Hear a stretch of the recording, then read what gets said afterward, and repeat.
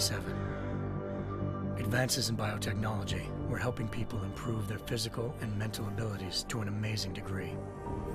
Provided, of course, they had enough money. A new breed of people was emerging, half human, half machine. And in Detroit, at least, not everyone was happy to see it. I'd just landed a job as head of security at Sarif Industries, a cutting-edge biotech firm. David Sarif himself handpicked me for the job, said he needed me to keep his people safe. My ex, Megan Reed, was one of them. Brilliant neuroscientist, Megan had found a way to make augmentation safe and affordable for everyone. All she had to do was present her research to Congress. But the night before her big meeting, my security measures failed. A team of Black Op mercenaries stormed into Sarif headquarters, massacring everyone in sight. 3 of the mercs were heavily augmented walking tanks. Their mission? Take out Megan and her team. I tried to stop them, but their leader tossed me through a plate glass wall. Last thing I heard as his bullets slammed into my brain was Megan's dying scream. I should have died with her. Only I didn't. High-end military-grade enhancements saved my life. The best augmentation Sarif's money could buy. It took me half a year to get a feel for her. Should have taken longer. But 6 months into my recovery, Sarif Industries was attacked again. This time, by a radical group of pro-human purists. Violent, militant, and fanatically opposed to human augmentation. They claimed to be members of Humanity Front, a non-profit organization that wanted the UN to limit biotechnology research. The thugs broke into Sarif's factory and found machinists working overtime on a top-secret military augment called the Typhoon. Sarif sent me to retrieve it.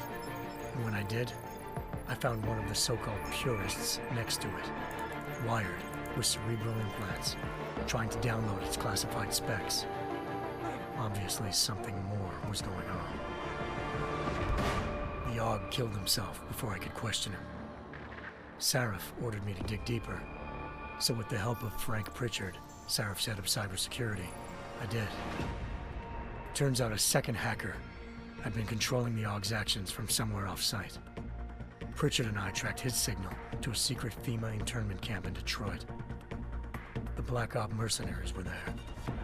The same mercs who'd left me for dead 6 months before. Figured they'd try again when they saw me. It wasn't so easy for them this time. I took out the tank named Barrett, even got him to give me a new lead. A penthouse apartment in China. Of course, we both knew it would be a trap in the end.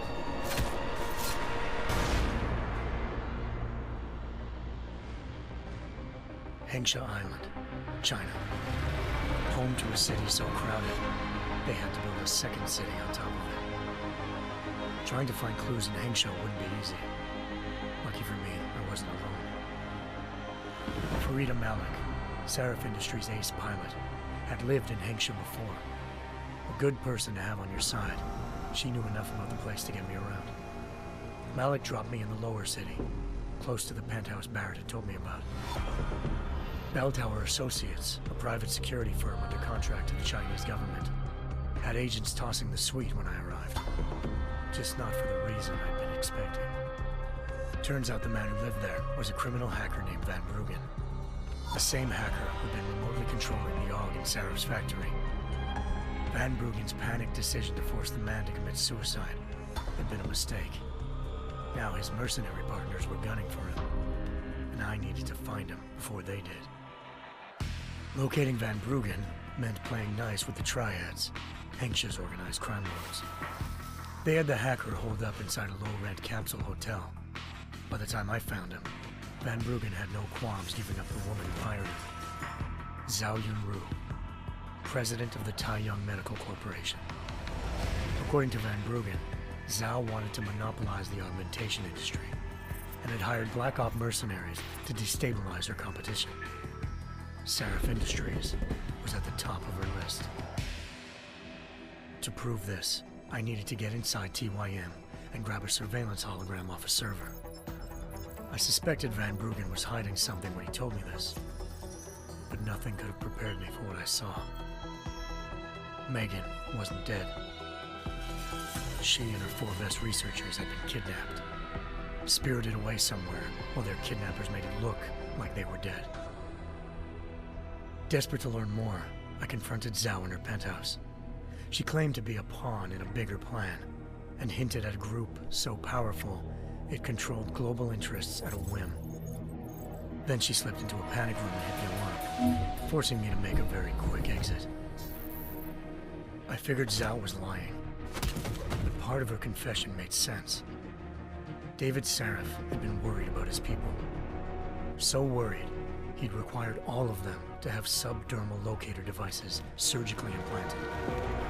The GPOs would have been broadcasting the day of the attack. But Zhao said a single call to Picus, the world's leader in global 24-hour satellite news, had turned those signals off. I needed to fly to Picus headquarters in Montreal if I wanted to learn more.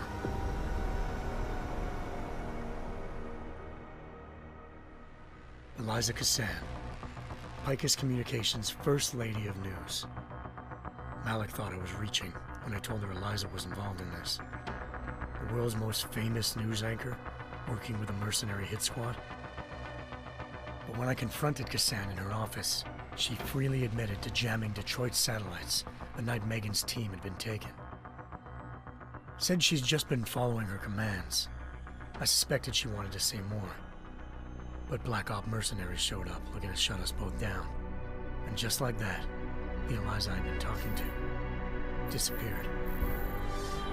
The Mercs were led by an augmented killer I'd crossed paths with twice before, Fedorova, a woman who'd made silence her best friend. She waited for me to track Eliza's transmission to a secret server room underneath the Picus complex, then jumped me from behind. A deadly fight ensued. I made sure she never moved silently again. With Fedorova down, and no one left to keep Eliza quiet, she reappeared. Turns out Picus's First Lady of News wasn't a lady at all. She was a sophisticated AI program, engineered to monitor data streams and control what people believed. Eliza told me the Mercs had brought in a Humanity Front doctor named Isaiah Sandoval to remove the scientist's implanted tracking devices while Detroit's satellites were down. She also told me to speak to David Sarif if I wanted to learn more. By the time Malik and I got back to Detroit, tensions between normal and augmented citizens had reached a flashpoint.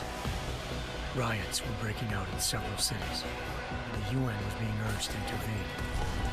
Sarif was trying hard to convince Hugh Darrow, the inventor turned philanthropist who'd once been a leading proponent of enhancement technologies, to help stop a possible regulatory vote. Sarif had a lot riding on Darrow. Megan's discovery would have given millions of people the chance to evolve beyond their normal human abilities, and at the same time catapulted Sarif Industries to the top of the Fortune 500. According to Sarif, Megan's kidnappers knew this, and didn't want people evolving unless they controlled how it was done. He called his enemies Illuminati, and urged me to keep searching. Determined to do so, I tracked down Sandoval via America's most outspoken augmentation opponent, Bill Taggart, Sandoval's boss and founder of Humanity Front.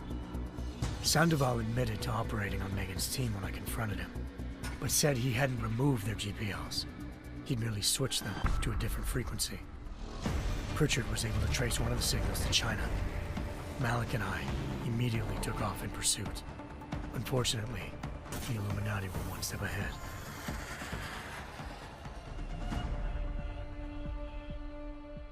Ambushed.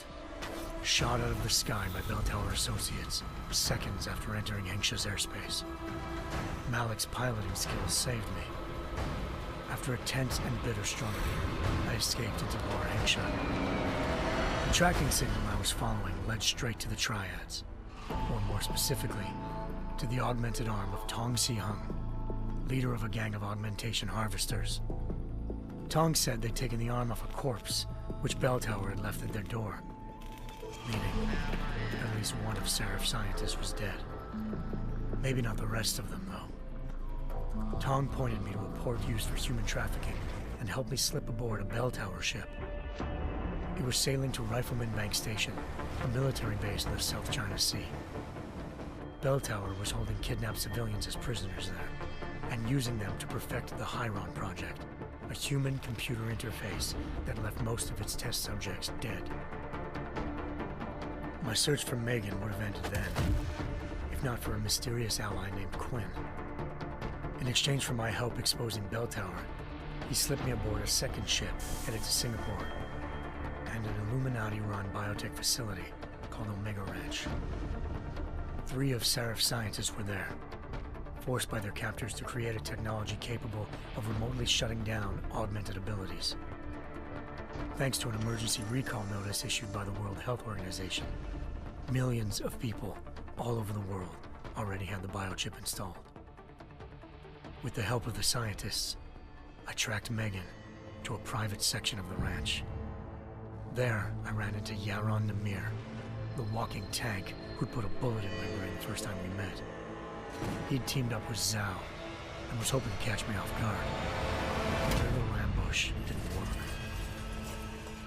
I found Megan in a suite belonging to Hugh Darrow, the billionaire philanthropist who'd Seraph had called on for help.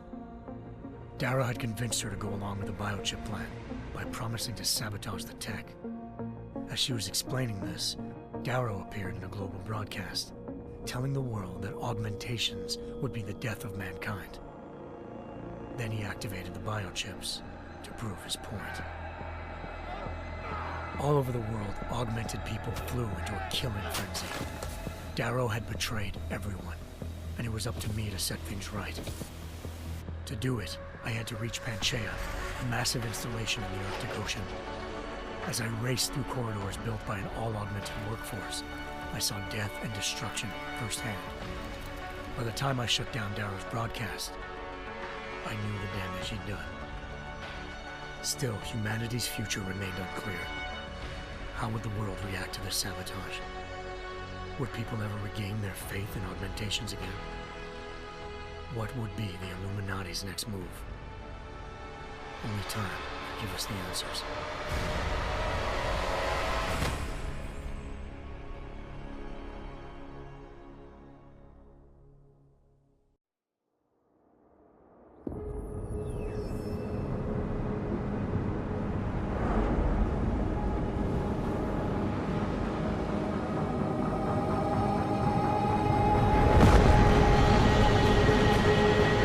I once thought I could save the world.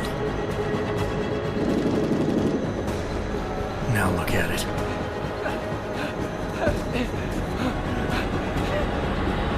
In yet another augmented terror attack, 251 passengers aboard Sister Airlines Flight 451 were killed when an augmented passenger broke into the plane's cockpit and ruthlessly butchered its flight crew.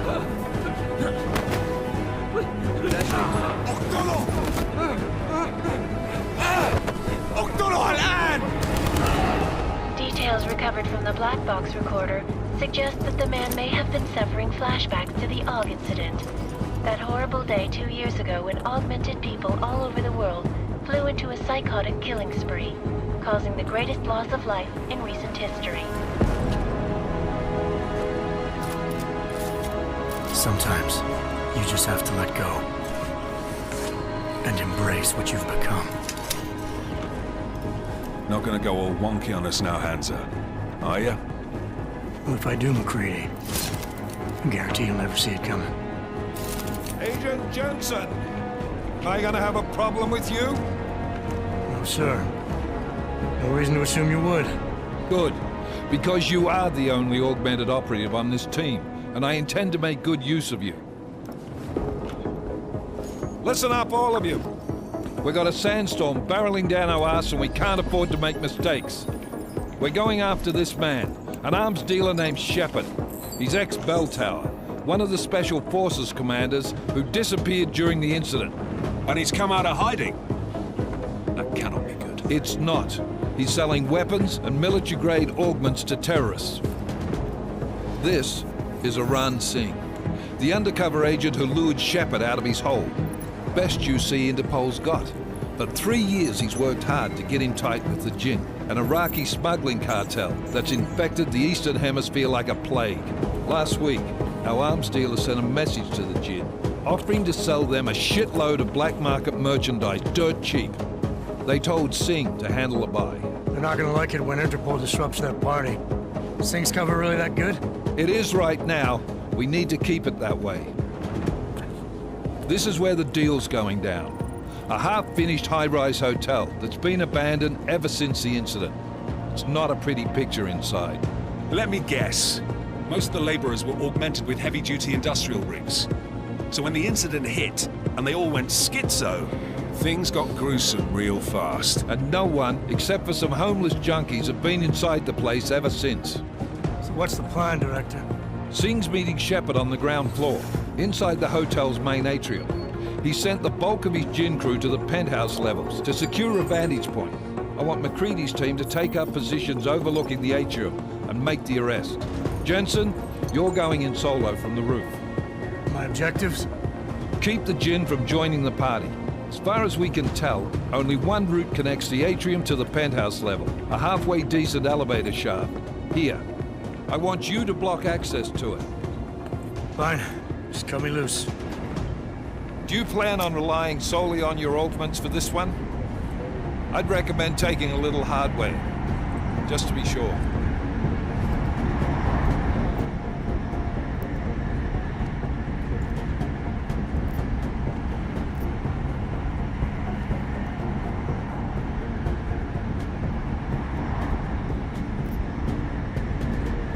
We've got a UC in there.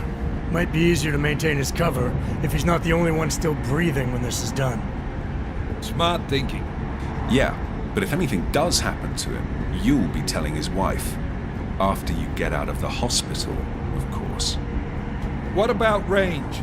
There's lots of wide spaces and high ceilings in there, but a number of tight and constrained rooms too. So it's a crapshoot, really.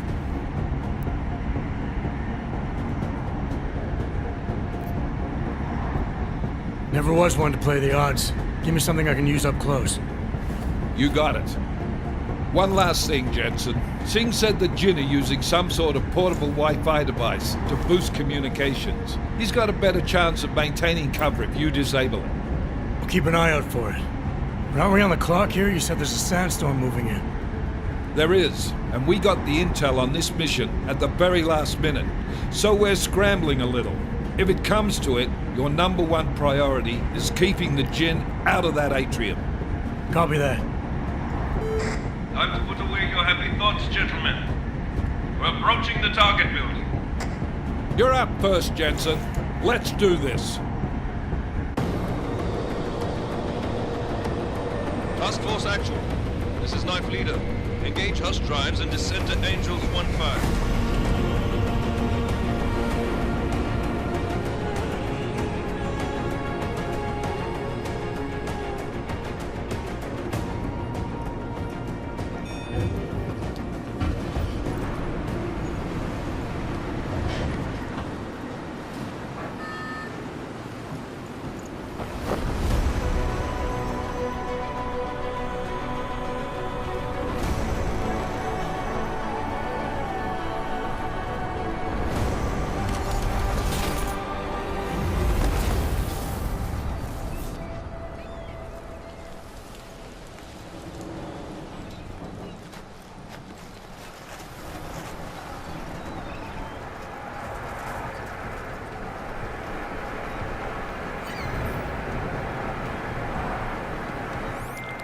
Team leader, this is Jensen. I'm on the roof. Solid copy. Move into the building. The access route you need to block is at the far end of the penthouses. And keep in mind, the direct route might not be the easiest one. Roger that. McCready will advise once his team is on the ground. Miller out.